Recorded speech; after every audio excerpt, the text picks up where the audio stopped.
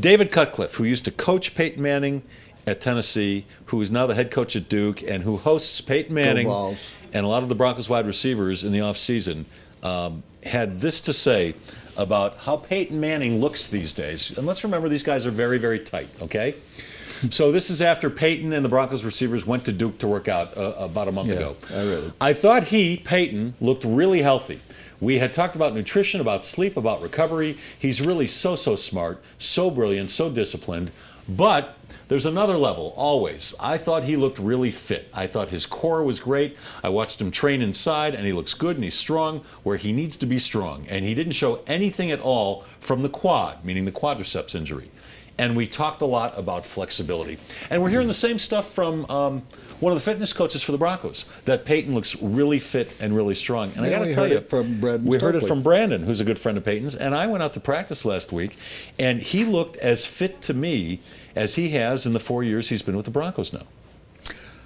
I thought when Cutcliffe was talking about Tennessee alumni, I thought he was talking about me when I read that. He's really so fit, smart, strong, so brilliant. Nutrition. Thought he looked fit. Thought his core was great. I thought, oh, thank you, David. I got to call you and thank you for that. I didn't realize he was talking about Peyton. That's what I was going to do my commentary today about that. So that's what people kind of missed. So hit some of it now. No, I'm just saying that you brought it up 3 or 4 times recently. It's kind of like LeBron, where people, after what Peyton's accomplished, there's still people that go, get rid of him, bring in Brock Osweiler. I know, it's amazing, isn't it? And you did a commentary on it recently. And I thought, I think Bo brought it up about, this was a dark period in the Broncos' long history. If the Tebow miracle, I hate to put those 2 words together, it sounds like Jesus, but the Tebow miracle, the quarterback miracle that happened here hadn't occurred, this team probably would still be in a dark period. As much as you dislike it, I'll put all the money you want me to in there. If Tebow hadn't done what he did that year, I'm not so sure that Peyton wouldn't have come here, because the team would have been so lousy. Going on with Kyle Orton, who's going to be in. Right. The team was going along really badly. Would have Peyton Manning, but they got to the playoffs. They beat Pittsburgh. I think that also had something to do with Peyton's decision to come here. It made the team relevant again. And so I think he came here for a reason like that. But because of Peyton's appearance here, the myth becomes the fact. John Elway and the Broncos went to 3 Super Bowls over a period of 13 years. They didn't win, but they were always there. Yeah.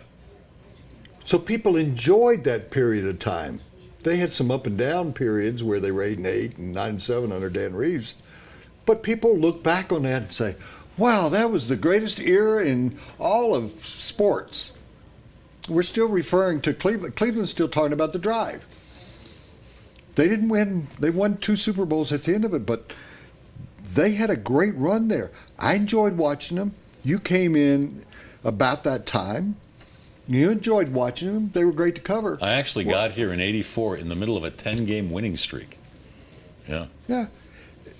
For people to want to poo-pah him, and not because I went to Tennessee or I've known him, but this has been the second golden period for the Orange, to cross-reference colors there. That, oh yeah, you want to throw him out the door? You want him to retire? We want to see Brock Osweiler. So you want to trade, as my friend said, and my friend always said to me in poker, never trade a sure thing for romance. So Brock Osweiler, in this case, is romance. The backup quarterback's always the most popular person in town. We know what you got in Peyton Manning. David Cutcliffe, I know, but I'm sure because he was his college coach, he's going to glow accordingly. The strength coach out at the Broncos is going to glow. Brandon is one of his closest friends. They're going to, but the truth is, you're not one of his closest friends. He does look better than he's looked 2 or 3 years ago. He looks very good. There's a reason, and I keep coming back to it. He doesn't want his career to end like it did last year. No. He doesn't want his kids crying in the hallway. He doesn't want his wife so upset and bothered. And here's the He other. doesn't want to go out as a loser. He doesn't want to go out. He will go out if they go to the Super Bowl and lose. He'll go out and accept whatever happens, but he doesn't want to go out on one leg looking awful for 4 or 5 games. Yeah. He's too proud an athlete. He's too good a quarterback to let that happen. It doesn't shock me at all that this is true. He's more concerned about his nutrition. He's probably more concerned about his sleeping habits, that he's checking that all out. Because he once told me, when I brought up about a procedure that he used that's not legal in this United States, and I'm not talking about steroids or anything like that. It's blood dope, the blood transfusion thing that Kobe's gone and done. And he said, the platelet stuff. I was trying to do everything I possibly could. That's what he's doing. He's doing everything within the bounds of legalities and the bounds of morality and everything else to get to be as good a quarterback as he can at 39 to try and have one more run at it. Well, I agree with what Brandon Stokely told us a few minutes ago. He is in great shape. He has a great attitude. The one caveat, I think he's going to have a great year if he can withstand the rigors of a 16-game schedule. I think that's the only question with Peyton. Well, you didn't like That's it when I bring up that the possibility of resting him a couple of games. Depends how you want to rest him.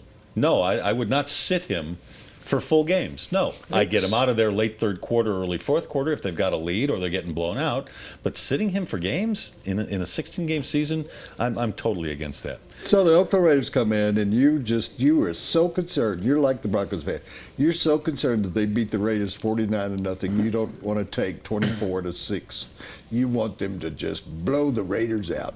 You want, when those dog butt teams come in here, that you just got to pile it up on them. You're not concerned about, as we had that talk last year, before the Cincinnati game, and I sat here and I said, don't play him in that game. And you kept telling us how important that game was. It was a rainy night in Cincinnati.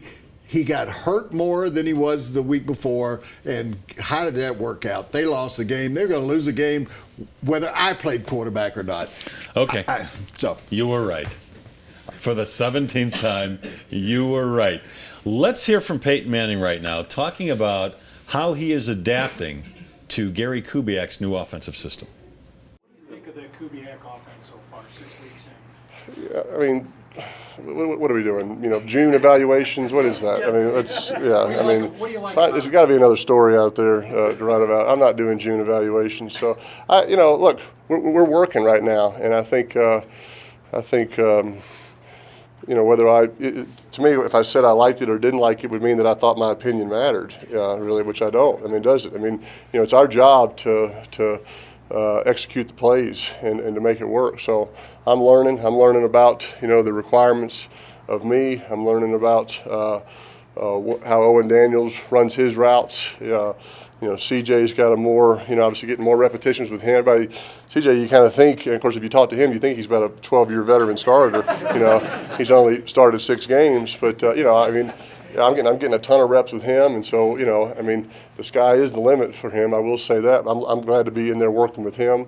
Monte and Ronnie are having really good camps, I think. So this is just part of the process, and we're learning.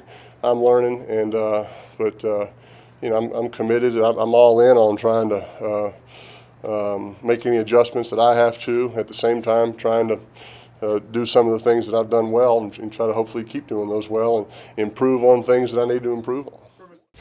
Well, if he's tired of answering that question now, how's he going to feel when he's asked, about every day during training camp?